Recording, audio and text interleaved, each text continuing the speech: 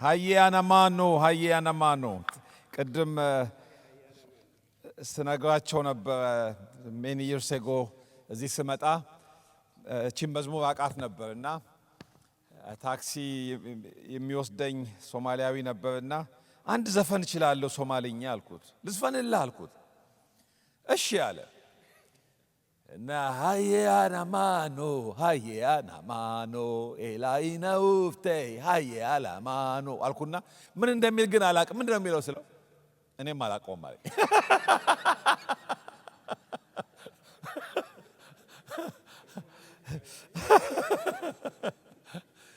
ስለዚህ አሁን ሃያላ ማኖ ከቻላችሁ ስታገኙ አንድ ሶማሊኛ ዘፈን ይችላል በሏቸው መዝሙር ካልኩ ሌላንትን እንዳይሉ እስኪ ልበልላችሁ ብላችሁ በቃ ሃያላ ማኖ ኤላይና ውፍቴ ሃያላ ማኖ እና ማስተማር ነው በቃ እንዴት አደራችሁ ፊታችሁ ደስ ይላል ተኝታችኋል እኛም ጥሩ ተኝተናል እግዚአብሔር ስሙ ይባረክ ዛሬ ይሄንን ቀን ሚሽናል ሙቭመንት እግዚአብሔር ከሐዋርያት ሥራ በኋላ አትሊስት አንዳንድ ነጥቦችን እያየን እናያለን ከዛ ደግሞ አሁን የኛ ዘመን እንደሆነ እናያለን እንዴት እግዚአብሔር ለዚህ ጊዜ እኛን ጥቁር ቆዳ ያለንን ሰዎች እንዳዘጋጀ እንዴት ይሄ የኛ ጊዜ እንደሆነ ደግሞ እናያለን ዲስከሽን ነው ስለዚህ እጅ ማንሳት መጠየቅ ይቻላል ማስቆም ይቻላል ምንም ችግር የለም ቁጭ ማለትም ትንካላችሁ ቆሞ ስትሬች ማድረግ ይቻላል ምንም ችግር የለም አትረብሹኝም ነፃነት ይሰማችሁ በጥያቄ ልጀምር ሚሽን እና ኢቫንጀሊዝም ልዩነቱ ምንድነው በአማርኛ ምናልባት ኢቫንጀሊዝም ሲባል ወንጌል ስርጭት ነው የምንለው ሚሽን ነው ተልእኮ ነው ሌላው ቋንቋው ግን ይገባቸዋል ሚሽን ሲባል ኢቫንጀሊዝም ሲባል ይገባቸዋልና ምንድነው ልዩነቱ ሚሽንና ኢቫንጀሊዝም አንድ ነው የተለያየ ነው አንዱ አንዱን የሚለውጥ ነው እስኪ ምታስቡትን ተናገሩ እጃችሁን አንስታችሁ በቃ እኔ የሚመስለኝ ብላችሁ በሉት ሚሽንና ኢቫንጀሊዝም ልዩነት አለው አንድ ነው እሺ እኔ እህት ፕሊዝ ጎ ሄድ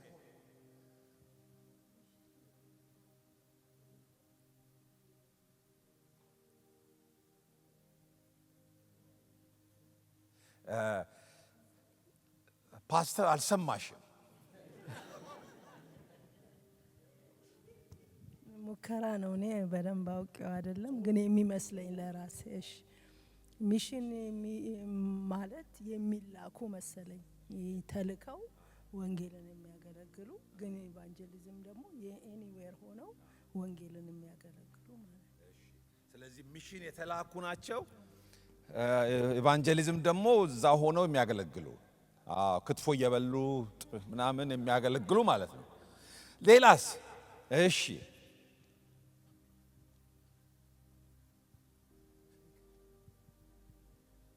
እህቶች አንደኛ ናችሁ ጎሽ ወንድሞች ደግሞ ተማሩ ከእህቶች በእኔ ምልከታ ሚሽን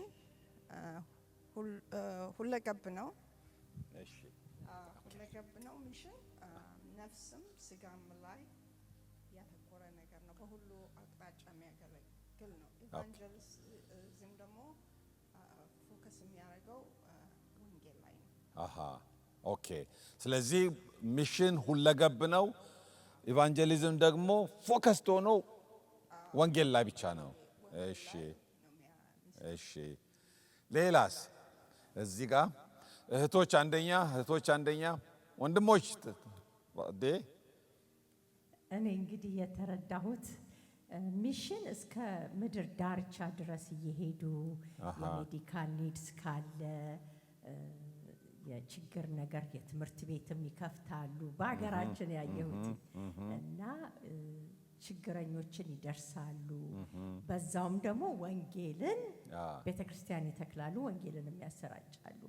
ኢቫንጀሊዝም ደግሞ አንደኛ ኢቫንጀሊዝም ኢትስ ላይክ ያ ሰው ወንጌልን የሚያስተምር ነው። አንድ አካባቢ እስከ ምድር ዳርቻ መሄድ የለበትም። አንድ አካባቢ ላይ ሆኖ ባለበት ቦታ ሆኖ የሚያሰራጭ ነው። ያው እንደ ሹመትም እንደ ስልጣንም እንደ አገልግሎት ይሰጣል። እሺ ከወንድሞች አንድ የመጨረሻ ከእህቶችም ግዴለም ይፈቀዳል። ከኋላ ይኸውልህ እዛ ጋር ከዛ እዚህ ጋር እንጨርሳለን። ሚሽን መጀመሪያ እሺ ማለትን ይጠይቃል። መታዘዝን ይጠይቃል። ወደ ኋላ በቃ ከታዘዝን ልባችንን ከሰጠን የትም ሄዶ አሁን ተማርነው ትናንትና ያው ታርጌታችን ያደረገው ሞር ሶማሌ ላይ ስለሆነ ቀጥ ብሎ የሚሄድ ልክ አብርሃም ውጣ ነው ሄደ፣ አላንገራገረም፣ አብረው ሰሩ። ስለዚህ ሚሽን ማለት ዝም ብሎ በቃ የታዘዘውን ሰምቶ እሺ ብሎ መሄድ ማለት ነው። ወንጌል ደግሞ የተለያየ ስርጭቶች አሉት። ኢቫንጀሊዝም ኦኬ የመጨረሻ እዚህ ጋር እንስማና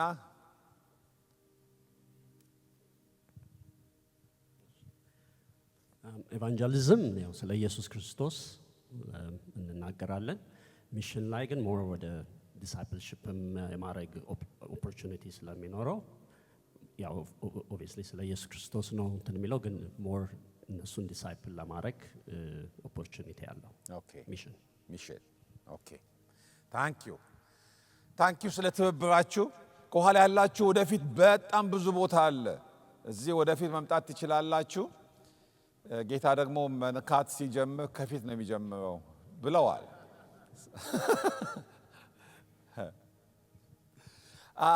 እሺ ጥሩ ንግግር ነው የተነጋገርን ያለ ነው።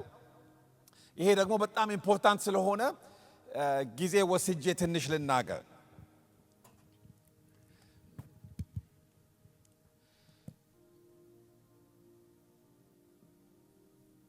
ይኸው ቸርች ድሮ እንደዚህ አይነት ስም ቸርች ነበር። ቸርች ሁሉ እንደዚህ አይነት አይደለም፣ ታውቃላችሁ አይደል? ኢቫንጀሊዝም ማለት ቤተ ክርስቲያን ያለበት ቦታ ቸርች የማይመጡ ሰዎች፣ ጌታን ያልተቀበሉ ሰዎች፣ የኛ ቋንቋ የሚናገሩ የኛ ባህል ያላቸውን ሰዎች ወንጌል ነግሮ ወደ ቤተ ክርስቲያን ማምጣት ማለት ነው። አሁን በደንብ እንድትረዱኝ ፈልጋለሁ። ወንጌል ስርጭት ማለት ቤተ ክርስቲያን አለች። አሁን እዚህ ከተማ ልናገር፣ እዚህ ከተማ እቺ ቤተ ክርስቲያን አለች፣ ሌሎችም ቤተ ክርስቲያኖች አሉ። እዚህ ከተማ ግን ቤተ ክርስቲያን የማይመጡ ኢትዮጵያውያን፣ ኤርትራውያን ብዙ አሉ።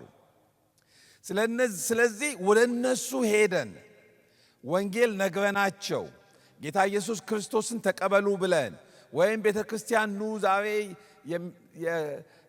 የክሪስማስ ይሁን የኢስተር ኮንፈረንስ አለ ብለን ወደ ቤተ ክርስቲያን ስናመጣቸው ወንጌል እንዲሰሙ ስናደርግ ይሄ ወንጌል ስርጭት ወይም ኢቫንጀሊዝም ይባላል።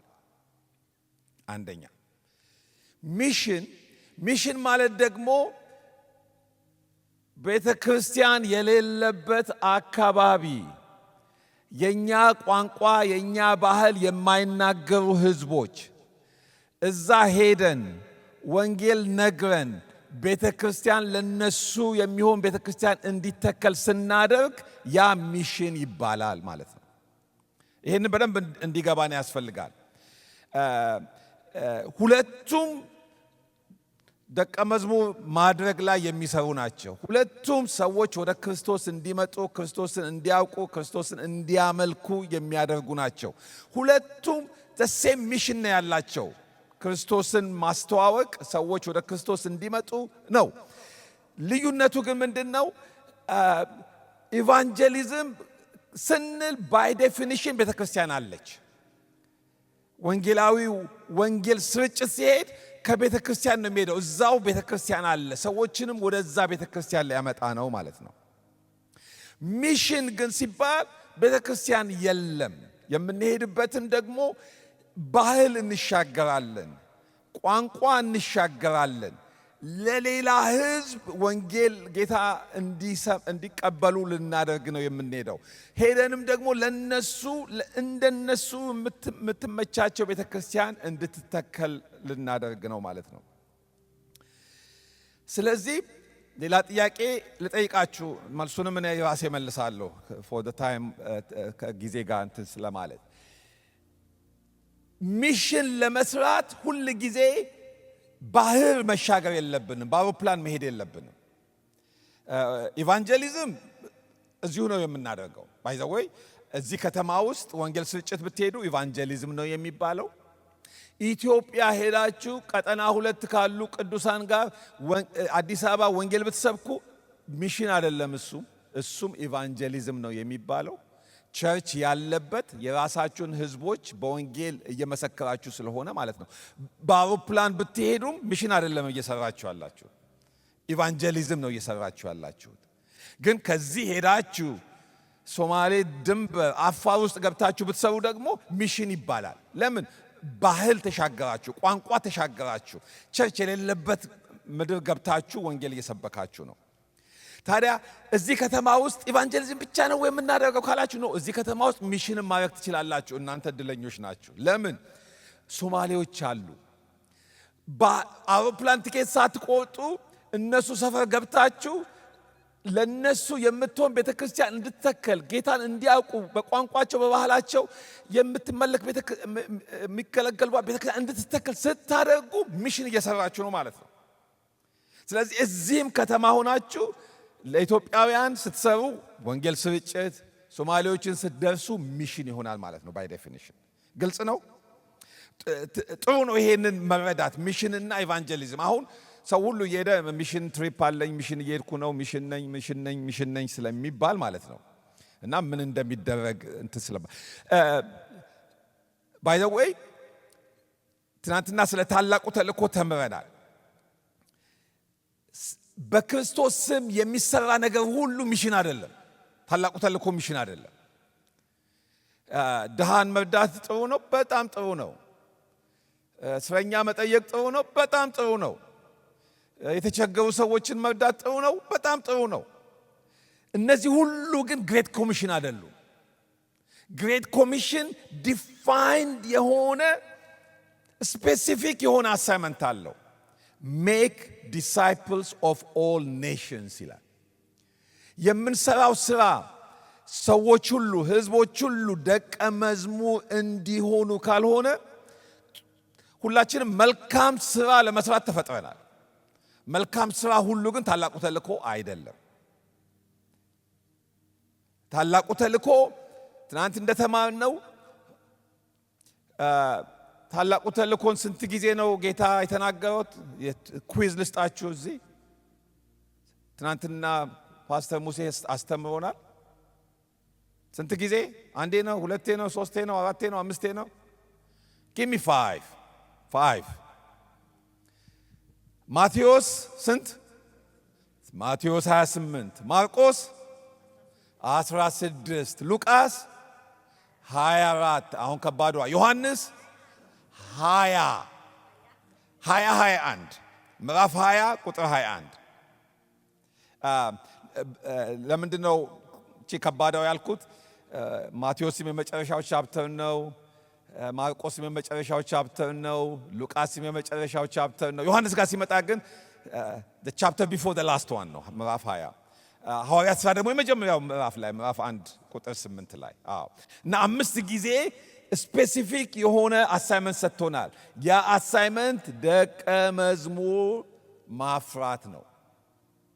ስለዚህ ኢትዮጵያ ሄዶ ሕክምና ማድረግ ጥሩ ነው፣ በጣም ጥሩ ነው። እኔ ብዙም አገልግሎት አገልግያለሁ ሕክምና። ሕክምናው ግን ደቀ መዝሙር ማያፈራ ከሆነ ሚሽን ልንለው ታላቁ ተልእኮን ግሬት ኮሚሽንን አቺቭ አደረግን ልንል አንችልም። ስለዚህ አንስራው ኖ እናድርግ። ሁላችንም ለበጎ ስራ ተፈጥረናል። ሁል ጊዜ በጎ ስራ መስራት አለብን። ታላቁ ተልእኮ ግን ስፔሲፊክ ነው። ህዝቦች ሁሉ ወንጌል ሰምተው ደቀ መዝሙር ማድረግ ነው። ግልጽ ነው። እነዚህ መሰረታዊ የሆኑ እውነቶች ስለሆኑ ልንረዳቸው ይገባሉ። ያለበለዚያ በቃ ሰው ሁሉ እኔ ብዙ ጊዜ ጠራል ሰዎች ይደውሉልኛል። ሚሽን ጀምር ያለው እንዲያደረኩ ነው፣ ሚሽን ጀምር ያለው እንዲያደረኩ ነው፣ ሚሽን ጀምር ያለው አሁን በቃ ሁሉ ሚሽን ሆኗል።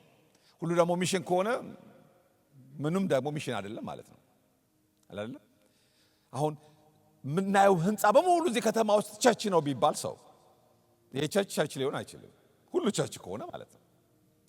ይሄን ቸርች ያደረገው ምንድነው? for a specific purpose ሰዎች መጥተው እግዚአብሔርን እንዲያመልኩበት እንዲመለክበት ዴዲኬትድ ስለሆነ ነው። ይሄ ቸርች አይደለም፣ ይሄ 7-11 ነው፣ ሱቅ የሚሸጥበት ነው ብሎ ዲፋይን ማድረግ አለብን ማለት ነው። ሰው ሁሉ የሚሰራው ሚሽን ነው ካለ ሌላው ሚሽን አይደለም ማለት ነው። ስለዚህ we need to know እዚህ ላይ ያለ ነው እንግዲህ ታላቁን ተልእኮ የተሰጠን የቤት ስራ እንድንሰራው ማለት ነው። የቤት ስራ ደግሞ የሚሰራ ነው። ተማሪዎች የነበርንበት ጊዜ ትዝ ይላቸዋል። የቤት ስራ ሲሰጠን የቤት ስራ ማለት ባይ ዴፊኒሽን ምንድነው? ትንሽ ስራ ይጠይቃል፣ ግን ይሰራል። መልስ አለው። አቺቭ የሚደረግ ነው። ኢምፖሲብል አይደለም። it takes time but ይሰራል። የቤት ስራችን ይሄ ነው። ታላቁ ተልእኮ የቤት ስራውን የተሰጠን ስራ ነው።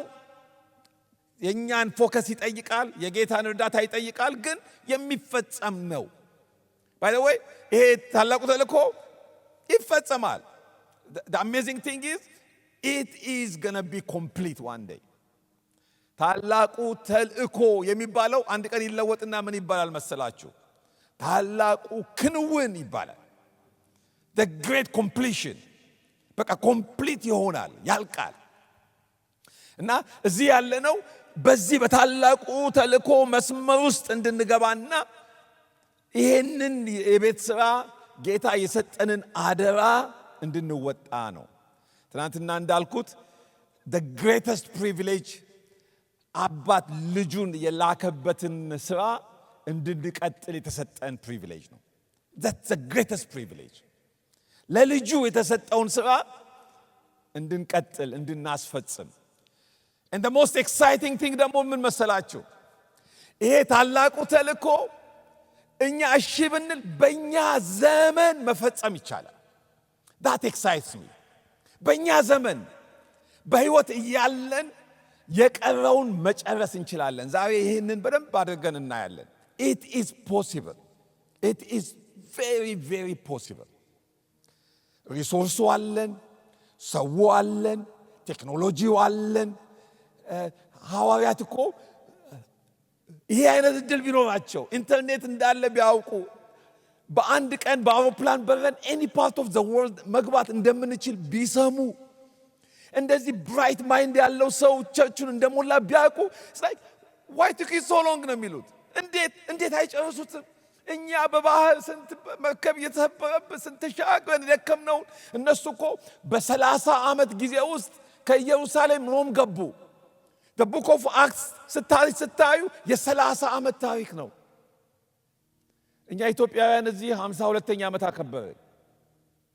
አሜሪካ ውስጥ ቸርች ከተጀመረ just last week or 2 weeks ago ዳላስ 52ኛ ዓመት ተከበረ። in less than that ሐዋርያት ያለ አውሮፕላን ያለ ሙሉ ባይብል እኮ ግማሽ ነበር እነሱ። አዲስ ኪዳን ግን አልተጻፈም። it's in the process of being written። ግማሽ መጽሐፍ ነው ያላቸው። ሴሚናሪ የለም፣ ኮምፒውተር የለም፣ ቴሌፎን የለም፣ ቴክስት የለም፣ ሶሻል ሚዲያ የለም።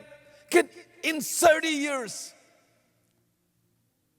ከኢየሩሳሌም የዓለም ዋና ከተማ ሮም ገቡ። ወንጌል ተስፋፋ። and we have the greatest opportunity ዛሬ እንደነሱ ፎከስ ከሆንን እንደነሱ ኦል ኢን ከሆንን በቃ ጌታ ሆይ በቃ I give my life ላንተ ለጠራኸኝ ነገር ለዚህ እኖራለሁ ብለን ከተነሳን ዋው ወገኖቼ ሆይ በፊታችን ያሉት ዓመታት ድንቅ ዓመታት ናቸው። don't listen Fox ይሁን CNN whatever your favorite station አትስሙ። God is at work. He is advancing his kingdom every day። እና እኔና እናንተ ደግሞ የታደልን ሰዎች ነን። የአሜሪካ ፓስፖርት ብዙዎቻችን አለን። የካናዳ ፓስፖርት ወንድም ያለው ጥቁር ቆዳ አልብሶናል። ወገኖቼ ሆይ the best gift እግዚአብሔር የሰጠን ጥቁር ቆዳና የአሜሪካ ፓስፖርት ነው። it's the best gift። የአሜሪካ ፓስፖርት ብዙ ቦታ ያስገባናል። ጥቁር ቆዳ ደግሞ የገባንበት ቦታ ለረጅም ጊዜ እንድንቆይ ያደርገናል without being noticed። እኔ አሁን አንዳንድ ቦታ ነጭ ወዳጆቼን ከኔ ጋር የሚሰሩትን ይዣቸው አልሄድም። as soon as we enter ነገር ሁሉ ይቆማል። what are you doing here ምናምን ተብሎ ማለት ነው። እኔ ግን being black nobody would bother me. I could go places እስከ 2 AM ድረስ ደቀ መዝሙር ትምህርት አስተምሬ ምናምን ሆቴሌ ሲሄድ ባደር የሚያደርገኝ የለም። እና የአሜሪካ ፓስፖርት ያስገባናል፣ ጥቁርነታችን ያስቆየናል። the best strategy for such a time like this ሰጥቶናል እግዚአብሔር። እና በጣም ብዙ እድሎች አሉ በዚህ ማለዳ እናያለን። ይህንን የመጀመሪያውን ክፍለ ጊዜ ጥቂት ሰዎችን ከናንተ ጋር አካፍላለሁ። the earliest mission የሰሩ ሰዎችን፣ ልቤን የሚያሞቁት ሰዎችን። አንዳንዴ እንደ ድካም ነገር ሲመጣ የነሱን ታሪክ ማንበብ ወዳለሁ። የነሱ ውስጥ ያለውን ግለት they're not perfect, they're like you and me። ግን በዘመናቸው ለእግዚአብሔር እሺ ብለው ተገዝተው ብዙ ነገር እግዚአብሔር በእነሱ ሕይወት ውስጥ ሰራ። የነሱን ነገር ማየት ይቀሰቅሰናል። እኛም ደግሞ በውስጣችን ያለውን በቃ እኔም በዘመኔ በቀረኝ ትንሽ ጊዜ ይሄንን አድርጌ ማለፍ እፈልጋለሁ እንድንል ያደርጉናል። ስለዚህ እሱን ልንገራችሁ። እንደምታውቁት የፕሮቴስታንት ሃይማኖት እንደዚህ ከካቶሊክ ወጥቶ የተጀመረው 1517 ነው። ጥቂት ዓመት በፊት ነው 500ኛ ዓመት ያለፈው ማርቲን ሉተር ያንን ካደረገ በኋላ እና ለመጀመሪያዎቹ 200 a little over 200 years በፕሮቴስታንት እንትን ውስጥ ሚሽን የሚባል ነገር የለም፣ ብዙ የለም። በቃ even though ቴዎሎጂው ቢስተካከል እንደዛ ብዙ ነገር አልሆነም። በ1700 ዓመተ ምህረት 1700 literally 1700 ሜይ 26 1700 ዚንዘንድሮፍ የሚባል ሰው ተወለደ። ኦስትሪያዊ ነው። ዚንዘንድሮፍ በጣም ከሀብታም ቤተሰብ ነው የተወለደው እና በ26 ዓመቱ እንደዚህ መንግስት መስሪያ ቤት ነው የሚሰራው። ብዙ ሀብት አለው። ደግሞ ንብረት ተሰጠው ከቤተሰቡ እና አንድ ቀን ወክ ሲያደርግ ጌታ ኢየሱስ ክርስቶስ የተሰቀለ ስዕል ያያል እና ያ ስዕል የሚገርም ጽሑፍ ተጽፏል። እዛ ስዕሉ ላይ ምን ይላል? ይህን ሁሉ ላንተ አደረኩልህ፣ አንተ ለኔ ምን እያደረክልኝ ነው የሚል ተጽፏል። እና እሱ ልቡን መታው። ዋው ጌታዬ እኮ ይህን ሁሉ ያደረገው ለኔ ነው፣ እኔ ግን ምንም እያደረኩለት አይደለም። I must do something ለጌታ አለ። ከዛ ብዙ ሀብት ስለተሰጠው ከቤተሰቡ የእናቱን ትልቅ ማንሽን ገዛና ስደተኞችን እቀበላለሁኝ፣ እነሱን አገለግላለሁ አለ። ሾርትሊ አፍተር ዛት ሞሮቪያንስ የሚባሉ ዛሬ ቼክ ሪፐብሊክ ያሉ ሰዎች በሃይማኖት ምክንያት ተሰደው ይሄ ሰው ወዳለበት ጀርመኒ መጡ፣ ኢስተርን ወደ ጀርመኒ መጡ እና እሱ ደግሞ ተቀበላቸው። ሁሉም ገቡ። በስደት ነው የመጡት። ጌታን ስለወደዱ ነው የተሰደዱት እና ጸሎት ጀመሩ። ኢንፋክት በጣም ይገርመኛል ቀኑ ራሱ ማለት ነው። ኦገስት 13 1727 አሁን ኦገስት 13 ሊሆን ትንሽ ነው የቀረው። ዛሬ ስንት ነው ቀኑ? 4። ስለዚህ ከአንድ ሳምንት በኋላ ኦገስት 13 ይሆናል። ግን 1727 ሊትራሊ ኦልሞስት 300 years ago ማለት ነው። 299 ዓመት በፊት ማለት ነው። ቱ ዘ ዴይ ሲጸልዩ መንፈስ ቅዱስ በኃይል ወረደ እና ሸክም ሰጣቸው። የሚሽን ነገር ገባባቸው እና ኦገስት 13 1727 ነበር የሆሊ ስፒሪት ፖሪንግ የነበረው በህዝቡ ላይ። ኦገስት 25 17 ከ8 ቀን በኋላ ጸሎት ጀመሩ። ጸሎቱ የሚደንቅ ነው። 24/7 ስኬጁል ወጥቶ እስካሁን አለ ካላንደራቸው።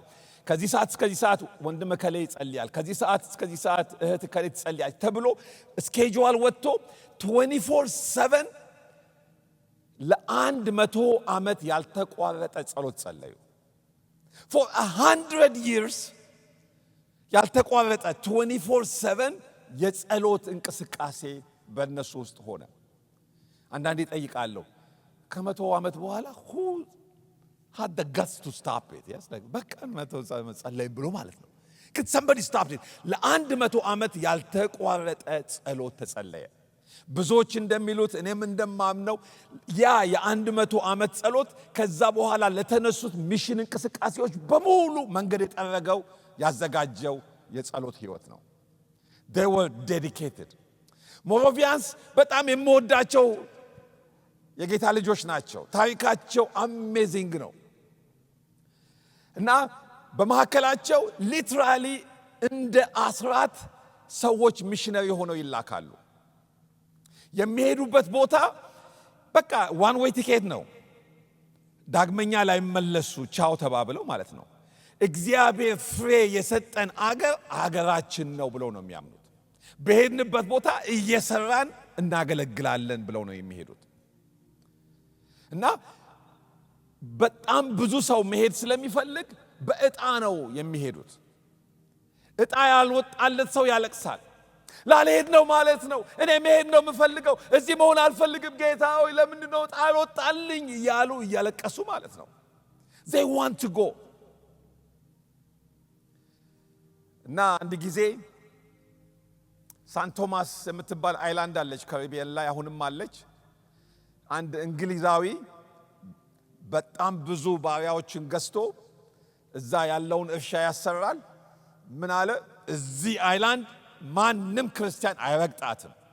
መርከቡ እንኳን ተሰብሮ ቢመጣ እዛው ባህር ዳር መርከቡ እስኪሰራ ድረስ ይቆያታል እንጂ እዚህ ገብቶ ወንጌል አይሰብክም ሲባል ሰሙ። ከሞሮቪያንስ ሁለቱ ምን አሉ? እኛ እንሄዳለን አሉ። ራሳችንን ባሪያ አድርገን እንሸጣለን ብለው ራሳቸውን ባሪያ አድርገው ሸጡ። the only way እዛ ከተማ የሚገቡት ባሪያ ከሆኑ ብቻ ነው። ስለዚህ they sold themselves as slaves ለመግባት እዛ ላሉ በባርነት ውስጥ ላሉ ወንጌል ለመስበክ ማለት ነው። እና እነዚህ ሁለቱን በመርከብ ይሸኟቸዋል ቻው እያሉ። እነሱም ወደ ሳን ቶማስ መንገድ አቀኑ። ከሚያዩዋቸው ሰዎች መካከል አንዳንዶቹ ይህን ሁሉ ለምንድን ነው የሚያደርጉት? ባሪያ ሆነው እስኪሸጡ ድረስ ይላሉ ማለት ነው። እና ከሁለቱ አንዱ ምን አለ? የታረደው በግ ብድራቱን ሊቀበል ይገባዋል አለ። እንደሱ እያሉ መርከቡ ሄደች። ራሳቸውን ባሪያዎችን ለመድረስ ባሪያ አድርገው ሸጡ። እንደዚህ አይነት ኮሚትመንት የነበራቸው ነበሩ በዘመናቸው ማለት ነው። ምሳሌ ሊሆነን there is nothing they will not do for the sake of the gospel, for the sake of Christ, for the sake of the lost. እና እነዚህ በቃ ማንም አያውቃቸውም። ባርነት ውስጥ ሲገቡ በቃ ስማቸው ጠፋ፣ ታሪካቸው ጠፋ። all they care is ክርስቶስ ይታወቅ፣ ክርስቶስ ይንገስ ብለው ማለት ነው። እንዲህ ያደረጉ ሊትራሊ አስራታቸውን ከነሱ አሴምብሊ ሰጥተዋል ለወንጌል። እንደ አሁኑ ዘመን አይደለም። ገንዘብ ሬዝ አድርገው እየተጠየቁ በአውሮፕላን ሄደው ጸልየውላቸው ናና እስኪ ደግሞ ንገረን ምናምን አይደለም። በቃ ዋን ዌይ የሆነ አገልግሎት ማለት ነው። በሄዱበት ቦታ ስራቸውን እየሰሩ ያገለግሉ ነበር።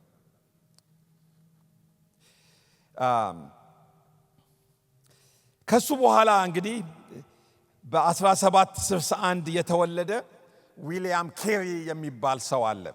ዊሊያም ኬሪ የፋደር ኦፍ ሞደርን ሚሽን ነው የሚባለው። የሞደርን ሚሽን አባት ይባላል። ዊሊያም ኬሪ እንግሊዛዊ ነው። እንግሊዝ ነው የተወለደው። ጫማ ሰፊ ነው። ራሱን ነው ያስተማረው። ግሪክ ራሱን አስተምረዋል። ዕብራይስጥ ራሱን አስተምረዋል። ከዛ የባፕቲስት ቸርች ፓስተር ሆነ። ሎካል ቸርች፣ ትንሽ ቸርች ፓስተር ሆነ። ግን መጽሐፍን ባነበበ ቁጥር ልቡ የሚቃጠለው ወንጌል ያልደረሳቸው ሰዎች አሉ፣ እነሱን ማን ነው የሚደርሰው?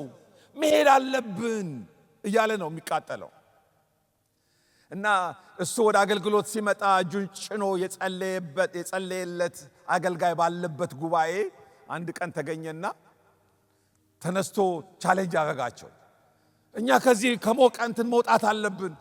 ወንጌል ያልሰሙ በጣም ብዙ የጠፉ ሰዎች አሉ፣ ወደ ህንድና ወደ ሌላ ሀገር መሄድ አለብን ምናምን ሲል ያ እጁን ጭኖ የጸለየለት ሽማግሌ ተነሳና ያንግማን ቁጭ በል አለው። እግዚአብሔር እነሱን መድረስ ቢፈልግ የኔና ያንተን እርዳታ አያስፈልገውም፣ ራሱ መስራት ይችላልና ዝም ብለህ ቁጭ በል አለው። እና እሱ ግን አልተቆጣም፣ በዚህ አላዘነም። ስለዚህ የራሱን ድርጅት አቋቋመ። ራሱ ደግሞ የመጀመሪያ ሚስዮናዊ አድርጎ ቤተሰቡን ይዞ ወደ ህንድ አቀና ማለት ነው። the challenge is big።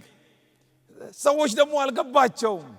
ስለዚህ በቃ አልገባቸውም። እኔ ገብቶኛል፣ እኔ ስለገባኝ እኔ ሚስዮናዊ ሆኜ እሄዳለሁኝ አለ ማለት ነው። እና ይሄንን ሲወስን በጣም ብዙ ሰዎች እንዳይሄድ ለማድረግ ምክር መስጠት ጀመሩ። እንዴ ኑሮ እኮ ከባድ ነው፣ እዛ ቋንቋ አትችልም ይሉታል። ታዲያ እንማራለና ቋንቋ ተምረን እናገለግላለን። እንዴ መንገድ እኮ ሩቅ ነው፣ መርከብ ችግር ሊኖር ይችላል ምናምን ይሉታል። እንዴ ነጋዴ ሄዶ ቢዝነስ ሰርቶ ይመጣል አይደል እንዴ? እሱ ከሄደ ታዲያ ለወንጌል ለምን እንደማንሄደው እንሄዳለን ይላል። በሽታ አለ ምን አለ እንዴ? እኛ ለመሞትም ዝግጁ ነን ለወንጌል ከተባለ ታዲያ ምን አለ ችግሩ? እንዲህ እያለ መንገዱን አቀና። መንገዱን ከማቅናቱ በፊት የሚገርም ስብከት ሰበከ። ኢሳይያስ 54 ላይ ድንኳንሽን አስፊ የሚል እና እስካሁን ድረስ ኮት የሚደረግ ነገር አለ የተናገረው። ምን አለ? attempt great things for God,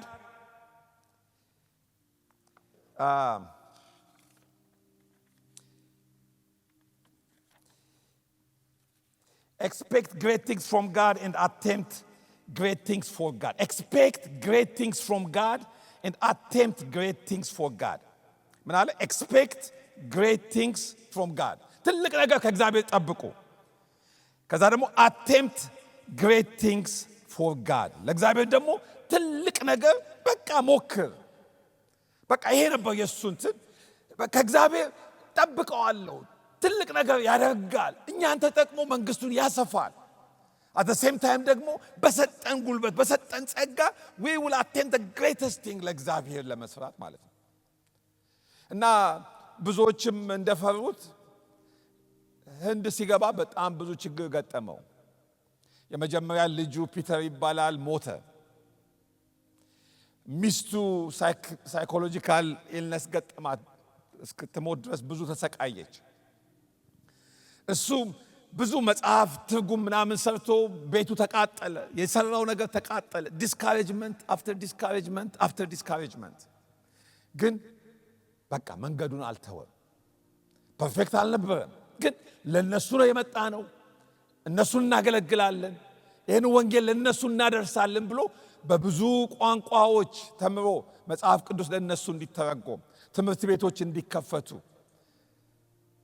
ሳሪ የሚባል ባህል ነበራቸው። እሱ እንዲቆም አቦሊሽት እንዲሆን አደረገ። ያ ባህል ምንድነው? ባልየው ሲሞት ያው ሬሳውን ያቃጠሉታል። በህይወት ያለችዋን ሚስት ከሱ ጋር ትቃጠላለች። ባህላቸው እንደሱ ነበር። እና ይሄንን ማቆም አለብን ብሎ ሲስተም ውስጥ ገብቶ ተጋድሎ ከሌሎችም ሰዎች ጋር ሆኖ ያንን እንዲቆም አደረገ። በጣም ብዙ ተጽዕኖ ፈጣሪ ሆነ። ሚሽን አልጋ ባልጋ አይደለም። ቻሌንጅ አሉ። እኛ የናቸው ቻሌንጆች እኮ ትናንሽ ናቸው። ሌሎች ከኛ በፊት የነበሩት መንገድ የቀደዱልን ሰዎች በጣም በብዙ ጭንቀትና ችግር ውስጥ አልፈው ነው ወንጌል ለህዝቦች እንዲደርስ ያደረጉት። እና ዊሊያም ኬሪ ትንሽ መጽሐፍ ጻፈ፣ 64 ገጽ ያላት ሪሰርች ያላት ወንጌል የት ገባ የት አልገባም በደንብ አጥንቶ ወንጌል እንዲደርስ ማለት ነው። ለዚህ ነው ይሄ ሰው የሞደርን ሚሽን አባት ተብሎ የሚጠራው ማለት ነው። ትንሽ ነገር ልንገራችሁ እሱ ያደረገውን አንዳንድ ነገሮች። ሚኒስትሪ ጀመረ። መጽሐፍ ቅዱስ ወይም ደግሞ ፖርሽን ኦፍ ዘ ባይብል በ40 የተለያዩ የህንድ ቋንቋዎች እንዲተረጎም አደረገ። ኮሌጅ ከፈተ። ኮሌጅ ያልተማረ ሰው ኮሌጅ ከፍቶ ሌሎችን አስተማረ። ፕሪንቲንግ ፕሬስ ጀመረ። መጽሐፍ እንዲታተም ክርስቲያን ማቴሪያሎች እንዲዘጋጁ one of the first Asian printing press እሱ ነው የከፈተው። ባይብል ዲክሽነሪ፣ ስኩል ቴክስት ቡክ፣ ክርስቲያን ሊትሬቸር እንዲተረጎም ማለት ነው። እና በጣም ብዙ ቀደም እንዳልኳችሁ ሳቲ የሚባል ክፉ ባህል እንዲለወጥ አደረገ። ይህን ሁሉ አንድ ያልተማረ ሲምፕል ሰው ሰይድ ሰዎች ካልገባቸው I will give my life for this ብሎ ስለተነሳ ማለት ነው ለብዙዎች መነሳት ምክንያት ሆነ። ስለዚህ don't ever underestimate what God can do when he got a surrendered life. እሺ ያለ ህይወት እግዚአብሔር እጅ ውስጥ ሲገባ ፖቴንሻሉ ብዙ ነው እግዚአብሔር ሊያደርገው የሚችለው። አንድ ሰው በቃ I'm available for this, I'm all in፣ ብዙ ዋጋ ያስከፍለኛል ግን it's worth it ለአንተ ጌታ ሆይ worth it በቃ ልኑርልህ ብሎ ራሱን ለሰጠ ሰው even that time እግዚአብሔር እንዲህ ከተጠቀመበት ዘንድሮማስ እንዴት አብዝቶ አይጠቀምም? ወገኖቼ ሆይ it takes only one. እና እግዚአብሔር በዚህ ሳምንት ይናገራቸዋል። listen to him እና don't be scared, give it በቃ ጌታ ሆይ እንዲህ ልታደርግ በእኔ ከወደድክ I surrender my life በሉት። በቃ exchange that small dreams በቃ give it to him. I will give you my small dreams, you can have it. I will take አንተን ትልቅ dream, I will take that አንተ ለዓለም ያለህን ለህዝቦች ያለህን ትልቁን ድሪምህን I exchange that። ከዚህ በኋላ ለዚህ ነው የምኖረው፣ አንተ ላየኸው ነገር ነው የምኖረው። I surrender my life. I don't know what the next step will be, but I just surrender. ተከተለኝ ነው ያልከኝ እከተልሃለሁ። I don't know where you're taking me, but I will trust you. እከተልሃለሁ እንድንለው ማለት ነው። ስለዚህ እነ ዊሊያም ኬሪ ያገለገሉበት ኢራ በሚሽን ፈርስት ኢራ ይባላል፣ የመጀመሪያ ዘመን።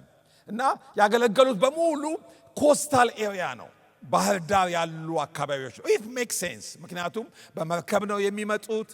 ስለዚህ መጀመሪያ የሚያርፉበት መሬት እዛ አካባቢ ያሉትን ህዝቦችን ነው የሚያገለግሉት። ኮስታል ኤሪያስ ናቸው የሚያገለግሉት። ከሱ በኋላ የተነሳ ሁለተኛ ዘመን ላይ ያገለገለ የታወቀው ደግሞ ሃድሰን ቴይለር ይባላል። ይሄም እንግሊዛዊ ነው። ሃድሰን ቴይለር ሐኪም ነበር፣ ግን ከህፃንነቱ እግዚአብሔር ቻሌንጅ ያደረገው ነበር። ለቻይና ልብ ሰጠው። ቻይናዎችን መድረስ አለብኝ ብሎ አመነ። ስለዚህ ይህን ሲያቅ ራሱን ማዘጋጀት ጀመረ፣ ማጥናት ጀመረ። በጣም ደስ ከሚለኝ ነገር አንዱ ጥሩ ቤተሰብ ውስጥ ነው ያደገው፣ ጥሩ አልጋ አለው። ስለዚህ ምን አለ? ከዚህ በኋላ መሬት ላይ ነው የምተኛው አለ። ምክንያቱም ቻይና ሲሄድ አልጋ የለኝም፣ ስለዚህ ይሄን ስጋ ማለማመድ አለብኝ መሬት ላይ መተኛት። በቃ እንደ ቻይና እየበላው እንደ ቻይና እየተኛው በቃ ትሬኒንጉን እዚሁ አገሬ እንግላንድ ውስጥ እለማመደዋለሁ። I need to prepare myself በፊቴ ላለው አገልግሎት በቃ መዘጋጀት አለብኝ አለ። እንደዛ እያለ መዘጋጀት ጀመረ። ቀኑ መጣ፣ ወደ ቻይና ሄደ። እና ቻይናም ኦልሬዲ ሚሽነሪዎች ነበሩ። ግን ሚሽነሪዎቹ በሙሉ የሚያገለግሉት እዛው ባህር ዳር ያሉት ከተሞችን ነው። ልክ እንደ ዊሊያም ኬሪ ማለት ነው። በጀልባ በመርከብ ነው የሚመጡት። ስለዚህ እዛው መርከቡ የሚያርፍበት አካባቢ ያሉት ከተሞች ነው። እና ሃድሰን ቴይለር ግን ምን አለ? እኔ ውስጥ ነው ምገባው አለ። ኢንላንድ ገባለሁኝ። እዛ ያልተደረሱ ህዝቦች አሉ፣ እነሱን ደርሳለሁ አለ። ሌሎቹ ተቆጡት። እዛ የቆዩት አገልጋዮች አንተ እንደሱ አታደርግ፣ እዚህ ዝም ብለህ ከኛ ጋር ኖ እዚህ አልቆይም፣ እኔ ውስጥ ነው ምገባው አለ። ከዛ ተለምዶ የማያደርግ ነገር ማድረግ ጀመረ። እንደ ሎካሎቹ መልበስ ጀመረ። እንደ ሎካሎቹ ፖኒቴል አሳደገ። የሎካል ልብስ ይለብሳል። የሎካል አካሄድ ሆነ። ጸጉን እንደ ሎካሎቹ አደረገ። ምግብ እንደነሱ ሆነ። መግባት ጀመረ ኢንላንድ እና እግዚአብሔር ፍሬ ሰጠው። እና እሱ ደግሞ እንደሚለው ኖ ወንጌል ለነሱ እንዲደርስ እነሱን መምሰል አለብኝ፣ እነሱ እንዲቀበሉኝ ይገባል። ስለዚህ እነሱን መስዬ ነው ምገባው አለ። ስለዚህ ያንን አደረገ። ብዙ ድል ሰጠው እግዚአብሔር። እና አንድ ቀን ከጥቂት ዓመታት በኋላ ተመለሰ ወደ እንግሊዝ ሰዎችንም ለመመልመል ከጌታም ጋር ጊዜ ለማሳለፍ ጤናውንም እንዲያድስ እና በጣም የምወደው አንድ ቀን እሁድ ቀን ነው። ቢች ዳር እንግሊዝ ሀገር ዋክ ያደርጋል። ከመንፈስ ቅዱስ ጋር ዲስከሽን ነበረው። ደስ የሚል ንግግር እና እሱ ቻሌንጅ የሚያደርገው ምንድን ነው? ጌታ ሆይ እሁድ ጠዋት ነው፣ በዚህ ሰዓት አሁን እንግሊዝ ሀገር በሙሉ ብዙ ቸርቾች በሰዎች ተሞልተው አንተን ያመልኩሃል። ቻይና ግን አንተን የሚያውቅ የለም፣ ቤተ ክርስቲያን የለም፣ የሚያመልክ የለም። ፌር አይደለም። እዚህ ቸርቾች ግጥም ብለው ሞልተው በእሁድ ጠዋት እያመለኩ እዛ በምድረ በዳ በበረሃ ያሉ ደግሞ አንተን የማያውቁ ስለ አንተ ሰምተው የማያውቁ ያሉ። በዚህ ነው ቻሌንጅ የሚያደርገው። እና መንፈስ ቅዱስም ደግሞ ካንተ ጋር እሰራለሁ ይለዋል። እና አንድ ጽሑፍ ላይ ሲጽፍ ምን አለ? እዛች ቢች ዳር ከጌታ ጋር ቃል ተግባባን። እኔ ቀሪ ዘመኔን ለቻይናዎች ልሰጥ፣ ገንዘብ ላለምን፣ ከዚህ በኋላ የገንዘብ ነገር የሱ ችግር እንደሆነ፣ እኔ ወንጌል ላይ ብቻ እንደምሰራ፣ ለወንጌል የሚያስፈልገውን ግን ሁሉ እግዚአብሔር እንደሚሰጠን ከእግዚአብሔር ጋር ተስማማን። ስለዚህ 24 ሰዎች ስጠኝ፣ ከዚህ ስመለስ 24 ሰዎች ይዤ መሄድ ፈልጋለሁ አልኩኝ። እግዚአብሔርም 24 ሰዎች ሰጠኛል። እና ከምወዳቸው ነገሮች አንዱ አንድ ቸርች እሁድ ማታ እንዲያገለግል ጋበዙት። እና ፓስተሩ ሲጋብዘው ምን አለው? እመጣለሁ፣ የምመጣው ግን አንድ ነገር ካረክልኝ ነው አለው። ምንድን ነው አለ። ያ ደግሞ ምንድን ነው? አገልግዬ ሲጨርስ ለአገልግሎቴ ገንዘብ የማትሰበስብልኝ ከሆነ ነው። ማትሰበስብልኝ? የስ ኦኬ ዳትስ አንዩዥዋል ሪኩዌስት፣ አከብራለሁ ይና አለው። እና እሁድ ማታ ቤተ ክርስቲያን ግጥም ብሏል። እግዚአብሔር በቻይና እየሰራ ያለውን ነገራቸው። ከዚህ በኋላ የሚሰራውን አዩን። እግዚአብሔርን ቃል ሼር አደረገ። የሰው ልብ ተነካ እና ሰውም ለመስጠት ተዘጋጅቷል።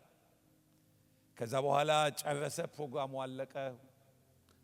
መባም ሳይሰበሰብ ሄደ። እና አንዳንዶቹ ደወሉ፣ ፓስተሩን ለመስጠት እኮ ተዘጋጅተን ነበር፣ ለምንድን ነው? አይ እሱ ሃድሰን ቴይለር ራሱ ስለጠየቀኝ ኦነር ለማድረግ ብዬ ነው። ዋው ዊ ወር ሬዲ አሉ። በኋላ ፓስተሩ ጠየቀው፣ ለምንድን ነው እንደዚህ የጠየከኝ? ምክንያቱም the people were ready አለኝ። እና ሃድሰን ምን አለ? ገንዘብ ቢሰበሰብ ኖሮ ዕዳ እንደቀለለለት ሰው ገንዘብ ጣል አድርገው ዕዳ ቀሏቸው ቤታቸው ይገቡ ነበር። አሁን ግን ሸክም ተሸክመው ቤታቸው ገብተዋል። ሁሌ ይጸልዩልኛል አለ። I would rather than pray for me than ገንዘብ ጣል አድርገው ከመገላገሉ ፓርቲን አድርጌያለሁ፣ በቃ ከዚህ ሸክም ነፃ ነኝ እንዳይሉ ማለት ነው። እና እንድታዩዋቸው ፈልጋለሁ። እነዚህ ቅዱሳን ፐርፌክት አይደሉም፣ እንደኔና እንደናንተ ደካሞች ሥጋ የለበሱ ናቸው። ግን የእግዚአብሔር አጀንዳቸው የሆነ ለሱ የሚወጡ ለሱ የሚገቡ ለሱ የሚኖሩ የሱን ነገር ፊተኛ ያደረጉ እሱን ደስ ለማሰኘት የወሰኑ የቆረጡ at any cost ወንጌል ለሌሎች እንዲደርስ የወሰኑ ማለት ነው። እና ሚሽኖችን ይዞ ሄደ። ኢንላንድ ሚሽን ጀመረ። ቻይና ኢንላንድ ሚሽን የሚባል አገልግሎት ጀመረ። OMF ይባላል። እስከዛሬ ድረስ ያ አገልግሎት አለ። ቻይና ኢንላንድ ሚሽን ከተጀመረ በኋላ በጣም ብዙ ሚኒስትሪዎች ኢንላንድ ሚሽን እያሉ ጀመሩ። አፍሪካ ኢንላንድ ሚሽን የሚባል አለ አሁን AIM። ሱዳን ኢንቴሪየር ሚሽን SIM አሁን ሰርቪንግ ኢን ሚሽን የሚባል ማለት ነው። ግን ሲጀመር ሱዳን ኢንቴሪየር ሚሽን ነው። ብዙ ሚኒስትሪዎች ሃድሰን ቴይለር የጀመረውን ቻይና ኢንላንድ ሚሽንን ኮፒ አድርገው እኛም ኢንላንድ እንገባለን፣ እኛም ወደ ውስጥ እንገባለን፣ ጀልባ ወደማይገባበት ወደ ውስጥ ገብተን የጠፉትን እንፈልጋለን የሚል አዲስ ጄኔሬሽን ደግሞ ተነሳ። በቃ ለነሱም ወንጌል እናድርስ፣ ሩቅ ላሉት ወንጌል ላልሰሙት እናድርስ የሚል አዲስ ጄኔሬሽን ደግሞ ተነሳ ማለት ነው። ልብ ከሚነካ ነገር አንዱ ሃድሰን ቴይለር ሲያገለግል አንድ ቦታ ቻይና ውስጥ አንድ ሰው ወደ ጌታ መጣ እና ያ ሰው ምን አለው? ሃድሰን አለው፣ ይሄ ወንጌል እናንተ ሀገር ከገባ ስንት ጊዜ ሆነው አለው። እኛ ጋር በጣም ብዙ ነው፣ ብዙ 100 ዓመታት ሆነው አለው። ሰውየው ደነገጠ። ይሄን ሁሉ ዓመት እናንተ ጋር ገብቶ ገና አሁን ነው የምትመጣው አለው። ቀደም ብለህ ብትመጣ ኖሮ እኮ አባቴ በሕይወት እያለ ትደርስ ነበር፣ ወንጌል ይሰማ ነበር። ይኸው ዘግይተህ መጣ፣ ከሞተ በኋላ ነው የደረስከው። እኔ ግን ይኸው ዕድለኛ ሆኜ ሰማው፣ ተቀበልኩኝ። ዋይ ቱክ ዩ ሶ ሎንግ አለ ማለት ነው። ወገኖቼ ጉድ ኒውስ የሚሆነው if it arrives on time ነው። ኦን ታይም ያልደረሰ ነገር ጉድ ኒውስ ሊሆን አይችልም። ጉድ ኒውስ የሚሆነው በሰዓቱ ከደረሰ ብቻ ነው። the Somali population, they have an opportunity to hear the good news. ትናንትና ለሞተው ሶማሊያዊ ወጣት ግን today is too late. The good news is good news only if it arrives on time. ለዚህ ነው ያ urgency ሊሰማን የሚያስፈልገው። የጠፉ ሰዎች ቅድሚያ ይሰጣቸዋል። ጌታ ኢየሱስ ክርስቶስ ሉቃስ 15 ላይ የሚገርሙ ታሪኮች ይናገራል። 3 ባክ ቱ ባክ እና የመጀመሪያው ምሳሌ ምን ይላል? እረኛ 100 በጎች ነበሩት አለ። ከ100 አንዱ ጠፋ። ታዲያ ምን ይደረግ? በቃ አንድ ጠፋ፣ ምን ይደረግ በቃ ብሎ አላልዘንም። 99ን ትቶ አንድ ፍለጋ ሄደ ይላል። wait a minute, that's not smart. 99 ቢጠፉብህ አንድ ፍለጋ ስትሄድ no እረኛ እንደሱ አያስብም። the lost has a priority. I must stop what I'm doing and give priority to the one that's lost. Life cannot continue as a status quo when something is lost. Everything stop. ፕሮግራም ካለቀ በኋላ ሴልፎናችሁ ቢጠፋ everything stop. ሴልፎኔን ያየ ሰው አለ ወይ? እዚህ ቦታ የት ነው የተቀመጥሽው? እስኪ እንየው። Life as a status quo will stop until you find the lost. Unfortunately, if you lost your Bible, say, next week ፈልገዋለሁ ብለን ነው እንሄድ። But something else? 10 ሳንቲም የነበረ አንድ ሲጠፋ she didn't say, at least 9 አለኝ። No, መብራት አብርታ እየጠረገች he looked for the one that was lost. When something is lost, the status quo cannot continue. በግ ውጭ ጠፋ፣ ሳንቲም ውስጥ ጠፋ, lost still has a priority. And then ሶስተኛውና ረጅሙ ታሪክ አባት 2 ልጆች ነበሩት። ትንሹ በቃ ድርሻዬን ስጠኝ አለ፣ ተቀበለ። and he's gone far away land. በቃ ገንዘቡን አባከነ።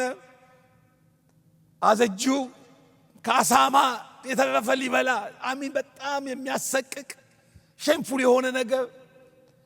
በቃ በቃ አጠፋው ገንዘቡን በሙሉ።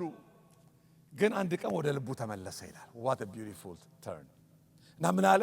አባቴ ቤት ስንት ሰራተኛ ነው ጠግቦ የሚያድረው። ስለዚህ ወደ አባቴ እሄዳለሁ። ከዚህ በኋላ ልጅ ልባል አይገባኝም። ስብከት አዘጋጅቷል፣ ሪፒት አድርጎታል። ልክ አባቴን ሳገኘው የምለው እንደዚህ ነው። በቃ ከዚህ በኋላ ልጅ ልባል አይገባኝም። ከዚህ በኋላ እንደ ሰራተኞቹ እንዳንዱ ቁጠረኝ። በቃ ስብከት አዘጋጅቶ ነው ሲመጣ። ገና ከሩቅ ሲያየው the Middle East father አስቡ፣ ረጅም ቀሚስ አለ። ቀሚሱን እንደዚህ ይዞ ሩጫ፣ ሰፈር ሰው እንዳይደበድበው ወደ ልጁ why the lost has come። አባት እሱን ነው ሲፈልግ የነበረው። and that day is here። ስብከቱንም እንኳን እንዲናገር አልፈቀደለትም። በቃ የጠፋው ተገኝቷል። ለጣቱ ቀለበት፣ ለእግሩ ጫማ፣ ልብሱ ይታረድ፣ በግ ይታረድ፣ ፓርቲውን ደስ ይበለን። why the lost has come home። ትልቁ ልጅ ግን ቢቱን ያውቀዋል፣ የመዝሙሩን ቢት እና ይሄ የደስታ ቢት ነውና what's going on አለ። ከአንዱ ሰራተኛ hey what's happening አለ። እንዴ አልሰማ ምን ሆነ? ወንድም እኮ መጣ። ደስ የሚለው መስሎት ነው። all this for my brother። ከሴተኛ ዳሪ ጋር ገንዘቡን አባክሮ ቢመጣ እንደዚህ ነው። አባት ቢለምን ለኔ አንድ በግ አልሰጠኝም፣ እሱ እንዲህ አያችሁ። ጌታ ኢየሱስ ክርስቶስ ይህን የሚነግራቸው ለአይሁድ ሽማግሌዎች ነው። እና ምን እያላቸው ነው? the big brother is a Jew፣ the አይሁድ። the younger brother is a Gentile። ጀንታይል ሲመለስ the Jew is not happy። ትልቅ ወንድም እረኛ 99 ትቶ በግ ፍለጋ ሄደ። ሴቲቱ መብራት አብርታ የጠፋውን መፈለግ ጀመረች። the older brother አንድ ቀን እግሩን አላነሳም፣ ልጅ ወንድሜን ልፈልግ ብሎ። ወንድሙ ደግሞ በተገኘ ጊዜ ተቆጣ፣ ተበሳጨ። and Jesus is saying I am the big brother now። I came to seek and save the lost። ትልቅ ወንድም ሆኜ የጠፋውን ልፈልግ መጣው። ሰማይን ትቼ እንድመጣ ያደረገኝ የጠፋ ስላለ ነው። life even in heaven cannot continue as a status quo because someone is lost. I must stop life there and come and seek the lost። የጠፋ ቅድሚያ ይሰጠዋል። እነዚህ የእግዚአብሔር ቅዱሳን የጠፋ ቅድሚያ ይሰጠዋል። I give my life for the lost ብለው ነው የወጡት። ለነሱም ልውጣ ልሂድ ብለው ማለት ነው። ወገኖቼ የሚደንቁ የእግዚአብሔር ሰዎች ናቸው። how am I doing time wise? ደህና ነኝ? ኦኬ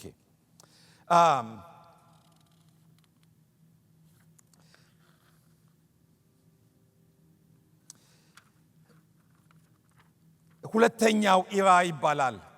የመጀመሪያው ኢራ ያው ባህር ዳር አካባቢ ኮስትላንድ ያሉትን ያገለገሉ ናቸው። ሁለተኛው ኢራ ላይ እና ሃድሰን ቴይለር ደግሞ ኢንላንድ ገብተው ያገለገሉ ናቸው።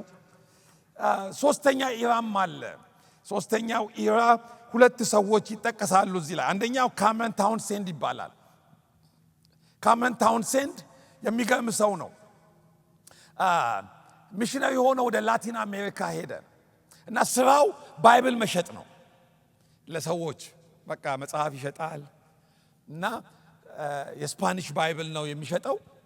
አንድ ቀን እዛ ያደገ ኢንዲያን ኔቲቭ ኢንዲያን ግዛ ሲለው ሲያየው የሱ ቋንቋ አይደለም፣ ቋንቋው ስፓኒሽ ነው። እሱ ደግሞ ኔቲቭ ኢንዲያኑ የራሱ ቋንቋ አለው። ስለዚህ ምን አለው?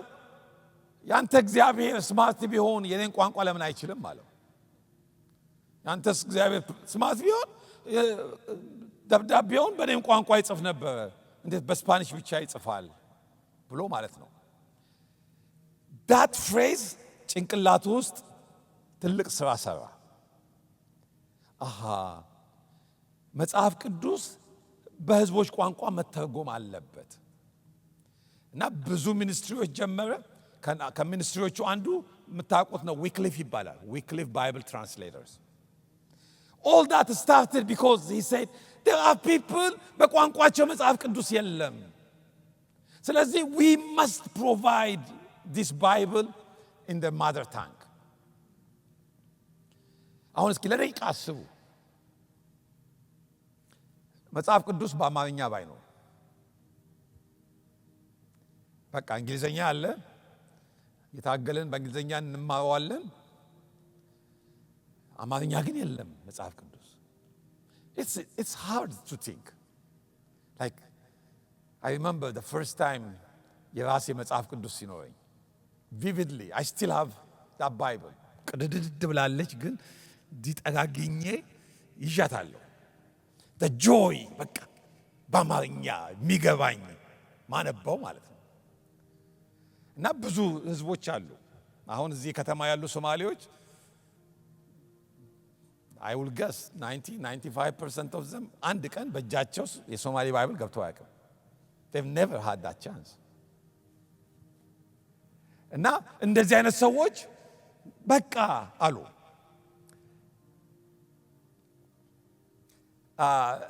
ከዚህ ሰው ጋር ደግሞ እንደ ሶስተኛ ኢራ መሪ የሚጠቀሰው ዶናልድ መጋቨርን ይባላል ሶስተኛ ጄኔሬሽን ሚሽነሪ ነው ኢንዲያ ነው ተወልዶ ያደገው እና እሱ ደግሞ ኢንዲያ ውስጥ ያለው ካስት ሲስተም ምኑን አየና እንደ ስትራቴጂ ምን አለ ሆሞጂኒየስ ዩኒት ፕሪንሲፕል ብሎ ጀመረ ምን ማለት ነው በቃ አንድን ህዝብ ፎከስ አድርገን እነሱን ብቻ ከደረስን ስኬታማ እንሆናለን ድብልቅልቅ ካደረግነው ግን ስኬታማ አያዋጣንም በሌላ ቋንቋ ምንድነው ለምሳሌ ሐረርጌ ኦሮሞን እንድረስ ብለን ሐረርጌ ከሄድን የሐረርጌ ኦሮሞችን ብቻ ላይ ፎከስ አድርገን እነሱን መድረስ በቋንቋቸው በባህላቸው ለነሱ በሚመች ነገር እነሱን አጥንተን ለነሱ በሚሆን ነገር ካደረግነው እነሱን መድረስ እንችላለን የሚል ለረጅም ጊዜ ፍሬያማ የሆነ ፕሪንሲፕል ነው አሁን ዓለምም እየተደበላለቀች ስለሆነ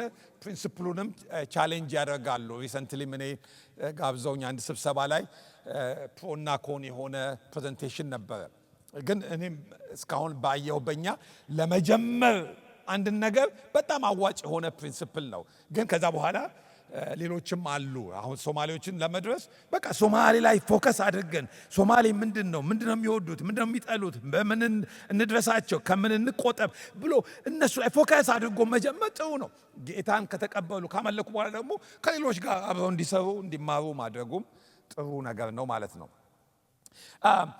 ወንድሞችን ብቻ ተናግሬ መጨረስ አልፈልግም አንድ ከእህቶች ደግሞ አንድ ልጨምር ኤሚ ካርማይክል ትባላለች ኤሚ ካርማይክል አየርላንድ ነው የተወለደችው በ1867 ለ55 ዓመት ያልተቋረጠ አገልግሎት በህንድ ውስጥ አድርጋለች without furlough የሚለው የእንግሊዝኛ ቃል በአማርኛ ምን እንደሆነ አላውቅም ግን ሚሽነሪ ሲሄዱ ከተወሰነ ዓመት በኋላ ወደ ተላኩበት ቦታ ተመልሰው ለረፍት የሚመጡበት ጊዜ ማለት ነው ፈርሎ እና እቺ ሄደች ኢንዲያ 55 ዓመት እስክትሞት ድረስ አንድ ቀን አየርላንድ ተመልሳ አታውቅም በቃ እዛው አገልግላ እዛው ሞተች ማለት ነው የኤሚ ካርማይክል ታሪክ የሚደንቀው ምንድነው ሚሽን ልቧ ውስጥ ስለገባ ቻይና ኢንላንድ ሚሽን አፕላይ ያደረገች ምን ሚሽነሪ መሆን ፈልጋለሁ ተቀበሉኝ ብላ ማለት ነው እና የነርቭ በሽታ አለባት ብዙ ጤና ጉድለት አለባት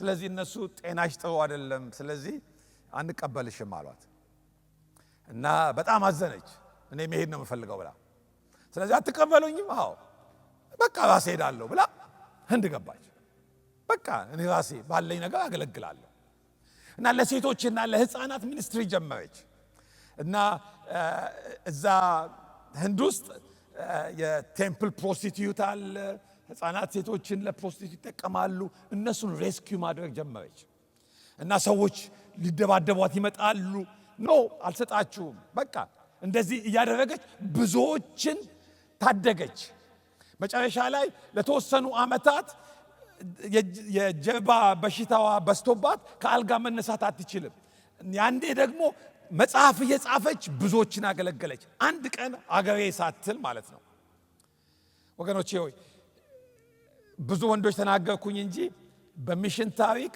2/3 የሚሽን ፎርስ ሴቶች ናቸው 2/3 of the mission force እህቶቻችን ናቸው እና አንዳንዶች ተበረታተው አንዳንዶች ሰዎች ባይገባቸውም እንኳን በቃ ለዚህ ኮሚትመንት እኖራለሁ ብለው የወጡ ናቸው እንደዛ አድርገው የእግዚአብሔርን ሐሳብ አገልግለዋል። ዳወዘን አሁን ደግሞ የኛ ጊዜ ነው። እነሱ በተሰጣቸው ጸጋ በተሰጣቸው ዘመን የማይቆጭ ነገር ሰርተዋል። የማይቆጭ ነገር በቃ እግዚአብሔርን አገልግለው ማለት ነው። ይኸው እኛም እንኳን ስማቸውን ጠቅሰን ከነሱ ልንማር እንነጋገራለን። ደሞ ዛሬ ለኔና ለናንተ በዘመኑ መጨረሻ እድል ሰጠን። ሁለተኛውን ክፍል እሱ ላይ እናደርጋለን። this is a good time ለማቆም ፓስተር ሙሴ ይጸልይልንና አሜን። ክብር ለእግዚአብሔር ይሁን።